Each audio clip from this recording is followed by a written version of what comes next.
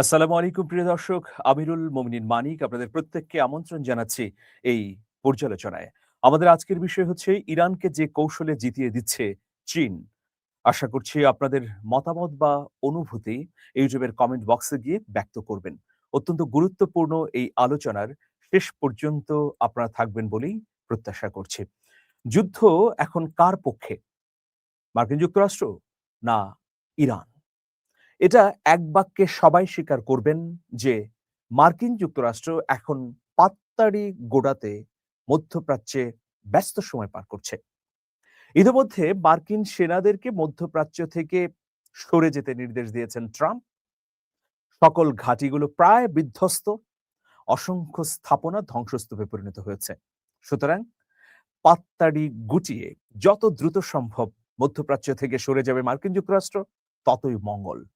এখন এই যুদ্ধে ইরানের পাশে প্রথমে মনে হয়েছিল কেউ নেই, কিন্তু দিন যত যাচ্ছে স্পষ্ট হচ্ছে যে ইরানের পাশে অনেক শক্তিশালী রাষ্ট্র ছায়া হয়ে দাঁড়িয়ে আছে। এসব নিয়ে আজকের আলোচনা। আশা করছি শেষ পর্যন্ত থাকবেন প্রিয় দর্শক। চলুন আমরা মূল আলোচনার ভেতরে প্রবেশ করি। কখনো উষ্ণ, আবার কখনো শীতলতার মধ্য দিয়ে যাওয়া চীন যুক্তরাষ্ট্রের সম্পর্ককে নতুন চ্যালেঞ্জের মুখে ফেলেছে ইরান যুদ্ধ। বিশেষ করে শি জিনপিং এর সঙ্গে নির্ধারিত বৈঠককে ওয়াশিংটন যুদ্ধের হাতিয়ার বানাতে চাওয়ায় খানিকটা বিরক্ত চীনা কর্তৃপক্ষ। হরমুজ প্রণালীতে তেলবাহী জাহাজ পাহারা দেওয়ার জন্য কয়েকদিন আগে চীন সহ বিভিন্ন দেশকে আহ্বান জানিয়েছিলেন ডোনাল্ড ট্রাম্প। বেইজিং এতে রাজি না হলে বৈঠক পিছিয়ে দেওয়ার ঘোষণা দেন খোদ মার্কিন প্রেসিডেন্ট। তিনি অভিমান করেন, তিনি রাগ করেন এবং তার এই ক্ষুব্ধ মতামত গণমাধ্যমের সঙ্গে শেয়ারও করেন। যদিও তিনি এক পর্যায়ে বলেন যে আমি যেতে চাই, কিন্তু যুদ্ধের কারণে এখানে থাকতে হচ্ছে। তার সঙ্গে সাক্ষাতের অপেক্ষায় আছি, আমাদের সম্পর্ক খুব ভালো। তার সঙ্গে মানে চীনের প্রেসিডেন্ট শি জিনপিং এর সঙ্গে। তবে বৈঠক পিছিয়ে দিয়ে ট্রাম্প ভালো সম্পর্কের দাবি করলে বিষয়টিকে ইতিবাচক হিসেবে দেখছে না চীনা কর্মকর্তারা। বাণিজ্যিক জাহাজ পাহারা দেওয়ার আহ্বানকেও বেইজিং বেশ শীতলভাবে গ্রহণ করেছে। এ বিষয়ে জানতে চাওয়া হলে চীনা পররাষ্ট্র মন্ত্রণালয়ের মুখপাত্র লিন জিয়ান কেবল এটুকুই বলেন যে তার দেশ সব পক্ষকে অবিলম্বে সামরিক তৎপরতা বন্ধের আহ্বান জানাচ্ছে। যেখানে চীনের মূল প্রতিপক্ষ হচ্ছে মার্কিন যুক্তরাষ্ট্র, সেখানে মার্কিন যুক্তরাষ্ট্র চীনকে আহ্বান জানাচ্ছে তাদের সহযোগিতা করতে। কি ভয়াবহ বিপত্তির মধ্যে না পড়েছেন ট্রাম্প, যে কারণে এখন শত্রুর কাছে ধর্ণা দিতে হচ্ছে। সরকারি মহলের বাইরে ট্রাম্পের এই আহ্বান চীনের সরাসরি উপহাসের বিষয়ে পরিণত হয়েছে। চীনা কমিউনিস্ট পার্টির মুখপাত্র গ্লোবাল টাইমস প্রশ্ন তুলেছে, এটি কি সত্যিই দায়িত্ব ভাগ করে নেয়া, নাকি শেষ করতে না পারা যুদ্ধের ঝুঁকি ভাগ করতে ওয়াশিংটন ফোন দিয়ে আসছে? অপরদিকে একজন প্রভাবশালী চীনা ব্লগার রসিকতা করে বলেছেন, মার্কিন জাহাজকে পাহারা দেওয়ার জন্য এখন ডোনাল্ড ট্রাম্পের উচিত ইরানি যুদ্ধজাহাজকে আমন্ত্রণ জানানো। বেজিং এর জন্য তাদের নিজস্ব কর্মী ও জাহাজকে ঝুঁকিতে ফেলা কিংবা আঞ্চলিক ঘনিষ্ঠ অংশীদার ইরানের বিরুদ্ধে সম্পর্ক নষ্ট করার কোনো যৌক্তিক কারণ নেই। যুদ্ধ ইরানের বিরুদ্ধে করছেন, যেখানে ইরান হচ্ছে চীনের ঘনিষ্ঠ মিত্র। সেখানে উল্টো ইরানকেই যদি বলা হয় বা চীনকে যদি আহ্বান জানানো হয় যে আমাকে সহযোগিতা করুন, তাহলে সেটা কতটা আসলে ব্যঙ্গ বা হাস্যরসের জন্ম দেবে নিশ্চয়ই বুঝতে পেরেছেন। ইরান ইতিমধ্যে জানিয়েছে তারা শুধু যুক্তরাষ্ট্র এবং তার মিত্রদের জাহাজগুলো লক্ষ্যবস্তু করেছে। চীনের জন্য তেলবাহী জাহাজগুলোকে নির্বিঘ্নে প্রণালী পার হওয়ার অনুমতি দিচ্ছে। সাংহাই ইন্টারন্যাশনাল স্টাডিজ ইউনিভার্সিটির মিডল ইস্ট স্টাডিজ ইনস্টিটিউটের অধ্যাপক ডিং লং বলছেন যে ট্রাম্প বেইজিং সফর করুক বা না করুক, চীন কোনোভাবেই যুদ্ধ জাহাজ পাঠাবে না। নৌবাহিনীর জাহাজ পাঠানো মানে ইরানের বিরুদ্ধে সংঘাতে যোগ দেয়া বা সরাসরি যুদ্ধে অংশ নেয়া। এ কাজ করতে চীন মোটেই আগ্রহী নয়। চীন কেন এই কাজ করবে? চীন তো প্রত্যক্ষ পরোক্ষভাবে ইরানকে সহযোগিতা করছে। আর দেখুন, ইরানও ইতিমধ্যে স্পষ্টভাবে ঘোষণা দিয়েছে, যারা চীনের মুদ্রা ইউয়ান ব্যবহার করবে বা ইউয়ানে লেনদেন করবে, তাদেরকেই হরমুজ প্রণালী ব্যবহার করতে দেওয়া হবে। তো এখন এরকম ঘনিষ্ঠ মিত্রকে ফেলে মার্কিন যুক্তরাষ্ট্রের পাগলাটে প্রেসিডেন্ট ট্রাম্পের কথায় চীন কি যুদ্ধজাহাজ পাঠাবে?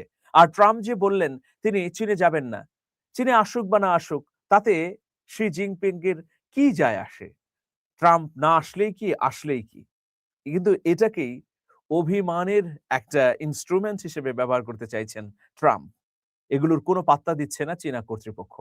শি জিনপিং দীর্ঘদিন ধরে চীনকে পরাশক্তি হিসেবে প্রতিষ্ঠার চেষ্টা করছেন। এ অবস্থায় ট্রাম্পের আহ্বানে যুদ্ধজাহাজ পাঠালে তা হবে যুক্তরাষ্ট্রের কাছে নতি স্বীকার করা বা যুক্তরাষ্ট্রের সহযোগী হিসেবে কাজ করা। চীনের বৈশ্বিক কৌশল নিয়ে কাজ করেন অলাভজনক সংস্থা মার্কেটর ইনস্টিটিউট ফর চায়না স্টাডিজ এর বিশ্লেষক ক্লজ সুং। তিনি বলেন, বেইজিং এর দৃষ্টিতে এটি আমেরিকান যুদ্ধ, চীনের সমস্যা নয়। সুতরাং ট্রাম্পের আহ্বানে সাড়া দিলে মনে হবে চীন যেন তার আদেশ পালন করছে। তবে একেবারে সাড়া না দেওয়াটা চীন ও যুক্তরাষ্ট্রের মধ্যকার বাণিজ্য বিরতিকে ঝুঁকিতে ফেলতে পারে।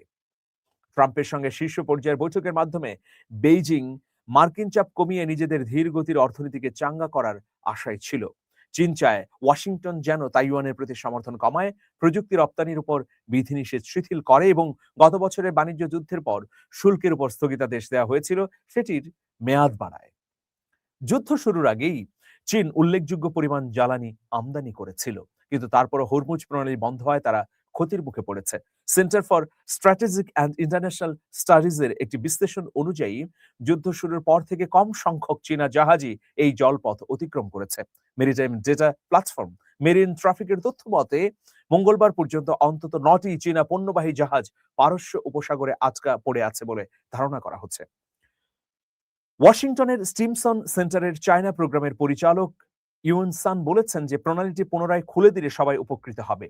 বেইজিং হয়তো মধ্যস্থতার চেষ্টা করতে পারে অথবা পর্দার আড়ালে থেকে ইরানকে প্রণালীটি খুলে দেওয়ার জন্য অনুরোধ করতে পারে। ইউন সান আরো বলেন, প্রণালীটি খুলে দেওয়ার জন্য জোরালো ভূমিকা রাখতে পারলে তা বেইজিং এর জন্য লাভজনক হবে। এটি শীর্ষ সম্মেলনের আগে ওয়াশিংটনের সঙ্গে সুসম্পর্ক তৈরি করতেও সাহায্য করবে। তবে চীন কেবল একতরফা ইরানকে চাপ দেবে না। উল্টোভাবে দেখলে ট্রাম্প এবং শি জিনপিং এর বৈঠক পিছিয়ে যাওয়াটা চীনের জন্য লাভজনক হতে পারে। যদি যুদ্ধ দীর্ঘায়িত হয় তবে ওয়াশিংটনের উপর চাপ বাড়বে, চীন সে চাপকে কাজে লাগিয়ে দর কষাকষি করার সুযোগ পাবে। মার্কেটর ইনস্টিটিউট ফর চায়না স্টাডিজের বিশ্লেষক ক্লজ সুং বলেছেন, বেইজিং এবং ওয়াশিংটন উভয় পক্ষরই এই শীর্ষ সম্মেলন নিয়ে প্রত্যাশা রয়েছে। তবে ট্রাম্পের জন্য এই বৈঠকটি হয়তো অত্যন্ত গুরুত্বপূর্ণ এবং বেশি জরুরি, কারণ তিনি দেখাতে চান যে তিনি একটি সফল চুক্তি করতে সক্ষম। কিন্তু চীন কখনোই তার বিশ্বস্ত বন্ধু ইরানকে ফেলে ট্রাম্পের কথায় কোনো কাজ করবে না। ইতোমধ্যে এটা স্পষ্ট হয়েছে। চীন তো দূরের কথা, ট্রাম্পের ঘনিষ্ঠ বন্ধুরাও তার পক্ষ থেকে পক্ষচ্যুত হয়েছে, তাকে ছেড়ে চলে গেছে, তাকে ছুড়ে মেরেছে। ফলে এখন শি জিনপিং এর কাছে ট্রাম্পের অনুরোধ অনেকটাই অরণ্যে রোদনের মতো অবস্থা, বা এই কান্না অনেকের কাছে কুমিরের অশ্রু, বা চীনের কাছে এটি উপহাসের একটা বিষয়। সুতরাং মার্কিন যুক্তরাষ্ট্র যতই অনুনয় বিনয় অথবা পা ধরাধরি করুক না কেন, শি জিনপিং এর মন গলানো অতটা সহজ নয়। শি জিনপিং এর যদিও শুল্কের উপর স্থগিতাদেশ নিয়ে খানিকটা আগ্রহ আছে, কিন্তু তার চেয়ে বড় আগ্রহ তার বিশ্বস্ত বন্ধু ইরানের স্বার্থ। কারণ ইরান টিকে গেলে পরাশক্তি হিসেবে উত্থান ঘটবে রাশিয়া এবং চীনের, শক্তপোক্ত অবস্থান হবে মধ্যপ্রাচ্যে দুটি রাষ্ট্রের। বিশেষ করে চীনের সঙ্গে ইরানের যে বাণিজ্যিক সম্পর্ক সেটা আরো দারুণভাবে বিস্তৃত হবে। চীনের ঘনিষ্ঠ মিত্র হিসেবে ইরানের এই উত্থান দিন শেষে চীনেরই কাজে লাগবে। সুতরাং কখনোই চীন চাইবে না যে ডোনাল্ড ট্রাম্পকে সুবিধা করে দিতে। ডোনাল্ড ট্রাম্প এখন এই শীর্ষ নেতৃত্বের বৈঠকে আসবেন কিনা, বা বৈঠক স্থগিত করবেন কিনা, বা আদৌ বৈঠক করবেন কিনা সেটি নিয়ে ভাবতে পারেন, কিন্তু এক্ষেত্রে বেইজিং এর কোনো ভাবনা নেই। আপনারা জানেন বেইজিং এটা স্পষ্টভাবে বলেছে যে ইরানের সঙ্গে কোনো যুদ্ধে জড়াবে না, মানে ইরানকে সহযোগিতা করতে গিয়ে কোনো যুদ্ধ করবে না। কিন্তু দেখুন, ইরানের সকল অর্থনৈতিক কর্মকাণ্ডকে সজীব এবং সচল রাখার জন্য যা যা করা দরকার সবটুকুই করছে চীন। অন্যদিকে রাশিয়া প্রযুক্তিগত দিকে ইরানকে সহযোগিতা করছে।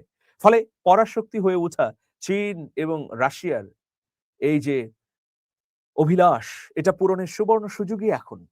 মার্কিন যুক্তরাষ্ট্রে হেরে যাওয়া মানে মধ্যপ্রাচ্যে চীনের একক সাম্রাজ্য তৈরি হওয়া। যদিও আমরা চাই না যে মার্কিন যুক্তরাষ্ট্র সেখান থেকে চলে যাওয়ার পর আরেকটি রাষ্ট্রের একাধিপত্য তৈরি হোক, একটা শক্তির ভারসাম্য তৈরি হোক, বরং মধ্যপ্রাচ্যের চীন তার নিজস্ব শক্তিমত্তায় অন্যান্য রাষ্ট্রগুলোকে সহযোগিতা করুক। মধ্যপ্রাচ্যের রাষ্ট্রগুলো মার্কিন মুখিতা থেকে চীনের দিকে একসঙ্গে এক কণ্ঠ মিলিয়ে সমৃদ্ধির অগ্রযাত্রায় পথিক হোক। এগুলোই আমাদের প্রত্যাশা। প্রিয় দর্শক, ভালো থাকবেন। সবার জন্য অনেক অনেক শুভেচ্ছা।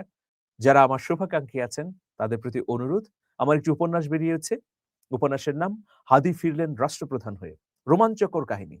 আপনারা সংগ্রহ করুন স্ক্রলে দেখানো নম্বরে ফোন করে।